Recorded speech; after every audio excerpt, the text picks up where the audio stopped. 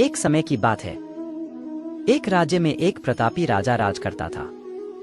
एक दिन उसके दरबार में एक विदेशी आगंतुक आया और उसने राजा को एक सुंदर पत्थर उपहार स्वरूप प्रदान किया। राजा वह पत्थर देख बहुत प्रसन्न हुआ। उसने उस पत्थर से भगवान विष्णु की प्रतिमा का निर्माण कर उसे राज्य के मंदिर में स्थापित करने का निर्णय लिया और प्रतिमा निर्माण का कार्य राज्य के महामंत्री को सौंप दिया। महामंत्री गांव के सर्वश्रेष्ठ मूर्तिकार के पास गया और उसे वह पत्थर देते हुए बोला, महाराज, मंदिर में भगवान विष्णु की प्रतिमा स्थापित करना चाहते हैं। 7 दिवस के भीतर इस पत्थर से भगवान विष्णु की प्रतिमा तैयार कर राजमहल पहुंचा देना। इसके लिए तुम्हें 40 स्वर्ण मुद्राएं दी जाएंगी।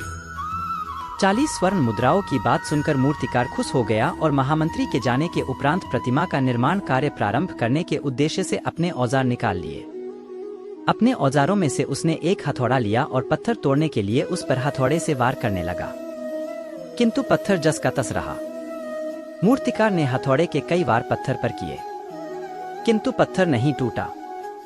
50 बार प्रयास करने के उपरांत मूर्तिकार ने अंतिम बार प्रयास करने के उद्देश्य से हथौड़ा उठाया, किंतु यह सोचकर हथौड़े पर प्रहार करने के पूर्व ही उसने हाथ खींच लिया कि जब 50 बार वार करने से पत्थर नहीं टूटा तो अब क्या टूटेगा।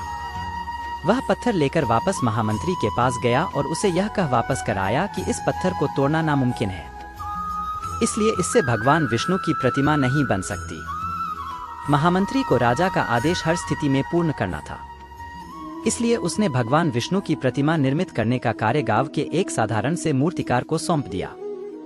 पत्थर लेकर मूर्तिकार ने महामंत्री के सामने ही उस पर हथौड़े से प्रहार किया और वह पत्थर एक बार में ही टूट गया। पत्थर टूटने के बाद मूर्तिकार प्रतिमा बनाने में जुट गया। इधर महामंत्री सोचने लगा कि काश पहले मूर्तिकार ने एक अंतिम प्रयास और किया होता तो सफल हो गया होता और 40 स्वर्ण मुद्राओं का हकदार बनता।